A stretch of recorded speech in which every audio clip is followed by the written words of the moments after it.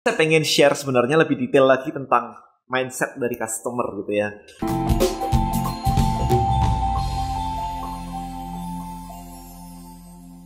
Alright, so saya barusan posting di Instagram saya kemarin, saya nanya kan baju itu kebutuhan atau keinginan. Oke, di video kali ini saya pengen share sebenarnya lebih detail lagi tentang mindset dari customer gitu ya. Kemarin saya menjelaskan bahwa barang-barang kebutuhan, barang-barang itu dibagi dua, ada kebutuhan ada keinginan. Ada sekilas aja barang kebutuhan tuh kalau nggak butuh Anda nggak beli gitu ya. Contoh misalkan Anda sakit kepala, Anda butuh obat sakit kepala, Anda beli Panadol. Tapi nggak bisa tahu-tahu Anda jadi kepengen beli Panadol. Saya pengen nyenek Panadol, it's impossible. Ya jadi kalau nggak butuh ya nggak beli. Ada kemarin yang bisnisnya adalah jual beli baja ya, baja, bener-bener baja begitu. Itu barang kebutuhan. Karena kita nggak mungkin tahu-tahu tiba-tiba bangun pagi kayak saya hari ini pengen beli baja nggak. Kalau Anda nggak lagi membangun rumah, construction, building, ya Anda nggak butuh baja. So orang akan nyari baja, beli baja kalau mereka butuh baja. That's it. Kabel misalkan, ya orang nggak akan tahu-tahu pengen beli kabel hari ini. Enggak, men. Kalau nggak butuh kabel, ya nggak beli kabel. Jadi itu barang kebutuhan dan barang keinginan. Nah, baju masuk ke mana? Baju masuk ke dua-dua. Tergantung dari state dari si marketnya. Kalau Anda nggak punya baju, atau baju Anda kurang dari 7, kemarin ada yang bilang gitu ya, baju Anda kurang dari 7 untuk dipakai setiap hari. Maybe baju Anda cuma 2 gitu ya. Nah, itu Anda kebutuhan. Karena Anda butuh gitu kan. Tetapi kalau misalkan baju Anda di lemari Anda lebih dari 7 gitu, bahkan 7 aja udah kelebihan kan, karena Anda harusnya bisa cuci gitu. Kalau di lemari Anda lebih dari 7, artinya Anda sudah keinginan untuk beli baju. Nah, sekarang pertanyaannya adalah ketika Anda jual baju atau Anda jual fashion, Anda mentarget orang butuh atau Anda mentarget orang yang ingin? Nah, dari sini Anda baru mikir nih, untuk jualan baju gimana strateginya? Nah, pertanyaan ini masuk kemarin itu karena banyak banget yang nanya, dan kalau saya mau jualan casing handphone gimana? Gimana strateginya ya? Kalau saya mau jualan casing handphone yang di print on demand casing handphone itu kan, dropship casing gitu kan, bisa di print dan sebagainya gitu. Atau saya mau jual baju print on demand kayak Teespring. Gimana strateginya? Nah, sekarang Anda perhatikan. Kalau dari ranah ini, berarti tidak mungkin kita masuk ke ranah kebutuhan. Ya, baju yang ada, market yang ada jualin, itu nggak mungkin nggak punya baju. Mereka sudah punya baju semua. Jadi untuk membeli barang Anda, mereka harus punya keinginan. Nah, sekarang gimana caranya menciptakan keinginan untuk baju? Nah, kita analisa lagi. Ketika Anda mendesain casing atau mendesain baju yang print on demand, bajunya sama ya. It's not desain gimana-gimana. Itu kan cuma tulisan kata-kata gitu kan. Berarti, kenapa orang membeli baju Spider-Man? Why? Saya nonton film Spider-Man, I like the movie. Tapi saya nggak bakal pakai baju Spider-Man. Nah, sekarang perhatikan kenapa orang pakai baju Spider-Man atau pakai baju Mickey Mouse gitu. Why? Ya kalau anak kecil sih urusannya beda ya. Kalau anak kecil kan ya dibeliin mamanya, dibeliin orang tuanya, that's it gitu. Tapi perhatikan sekali lagi, mamanya apakah akan membelikan baju yang anaknya nggak suka? Pasti anaknya suka Mickey Mouse, habis itu dibeliin baju Mickey Mouse. Kurang lebih kayak gitu gambarannya. Anaknya suka film Cars, ya dibeliin bajunya Cars gitu. Mobil itu ya, Cars gitu. Kalau Anda suka Marvel, suka Spider-Man, suka Superman, maka Anda mungkin akan membeli baju Marvel, baju Superman. Nah, sekarang perhatikan. Analisanya kenapa sih seperti ini? Nah, simple banget jawabannya. Saya selalu suka menganalisa sampai ke root cause-nya ya, ke framework-nya ya. Kenapa orang berpikir seperti itu? Ya, channel saya adalah channel yang mikirnya lebih banyak gitu daripada channel marketing di luar sana. Nah, intinya begini. Ketika orang suka dengan Spider-Man, maka sebenarnya dia sudah memiliki sebuah identity. Maka saya memiliki video lain di channel YouTube saya yang namanya Identity Shift ya. Anda cari aja video saya, judulnya adalah Identity Shift. Ya, mengubah identity sehingga menciptakan keinginan terhadap suatu produk, yaitu identity shift.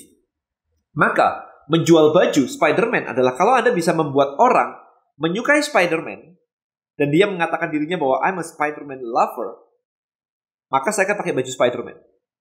Maka dari itu kalau Anda datang ke Universal Studio Disneyland, setiap wahananya diakhiri dengan merchandise. Dan merchandise-nya juga ada topi, ada jaket, ada sweater, ada hoodie, ada kaos gitu kan.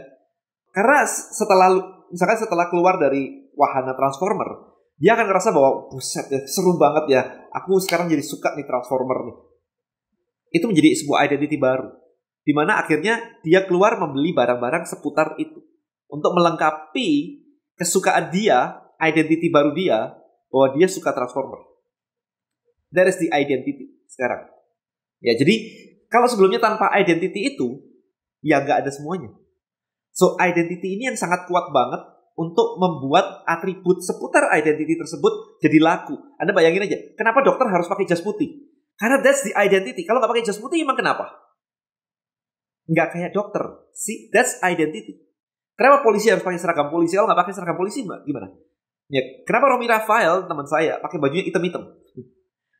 Ya, itu adalah untuk menekankan ke publik, ini loh identity saya. Kalau Anda nonton bola, di Jakarta ada Persija, Jackmania semua pakai baju Jackmania. Why?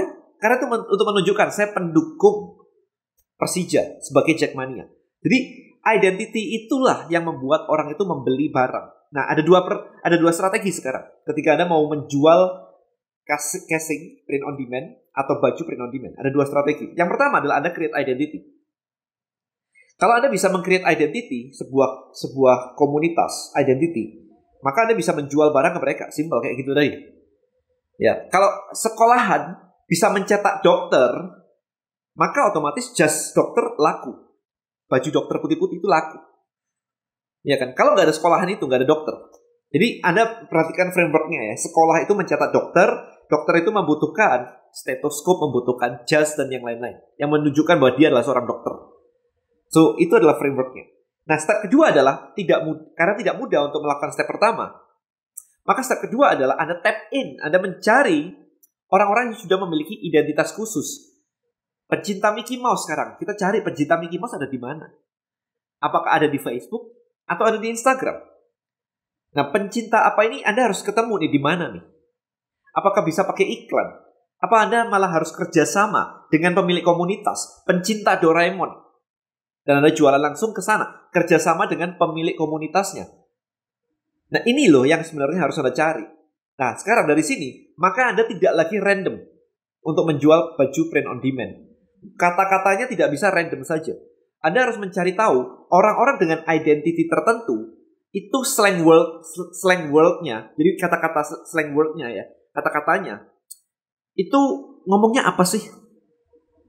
Sehingga ketika Anda mendesain sebuah quote di baju, itu nancep banget ke komunitas dengan identity tersebut. Agama kita itu identity semua. Saya orang Katolik, saya orang Kristen, saya orang Muslim, saya orang Buddhis dan sebagainya.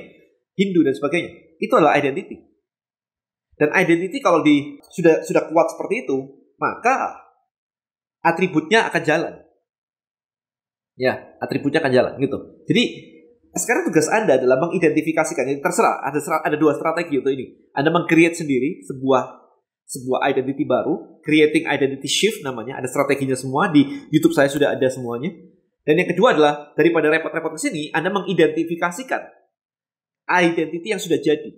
Tapi kalau identity yang sudah jadi, kelemahannya dibandingkan membuat sendiri adalah, di sini Anda bisa jadi leader, di sini leadernya orang lain.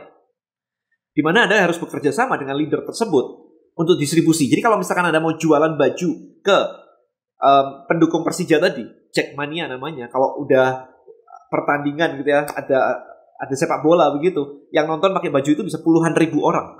Anda nggak lagi jualan satu-satu, Anda jualannya puluhan ribu orang.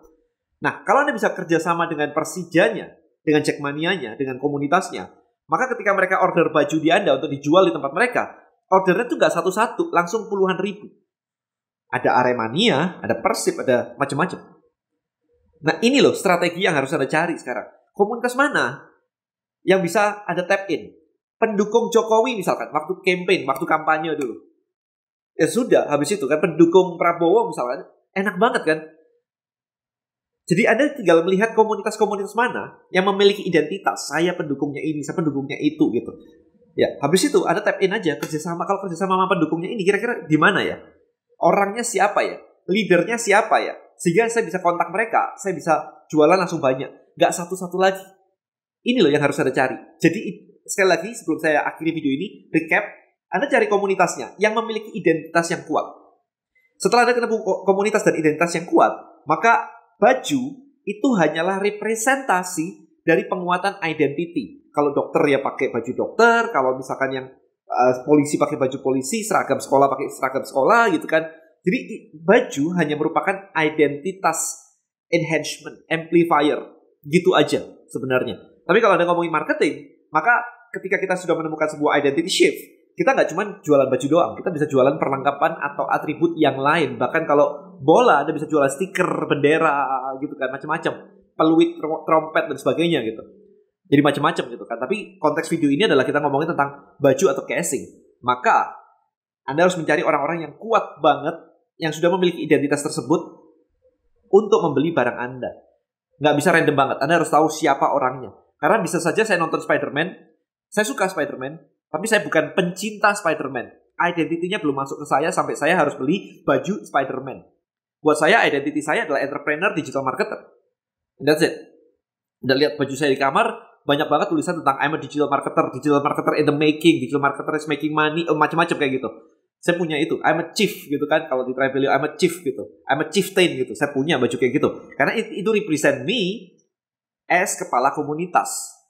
Nah jadi sekali lagi, semoga dengan video ini Anda bisa memberikan Anda wawasan ya. Anda harus masuk ke identity yang mana, Anda bisa mencari tahu identity yang sudah jadi dan dalam. Bukan hanya karena orang nonton Spider-Man terus tahu-tahu dijualin baju Spider-Man akan beli, enggak. Ya, jadi kalau saya pernah ngomongin Spider-Man, kemudian saya pernah nge-like Spider-Man di Facebook, belum tentu saya suka. Makanya kadang-kadang orang ngiklan ke orang yang nge-like Spider-Man, belum tentu laku juga. Karena ada bedanya antara orang nge-follow atau nge-like page Spider-Man sama yang bener-bener suka banget sampai ikut komunitasnya, sampai ikut aktivitasnya. Nah, itu beda lagi. Jadi Anda harus cari tahu itu semua lebih dalam lagi. Alright, hopefully video ini membuat Anda dapat wawasan baru. See you guys in the next video. Bye-bye.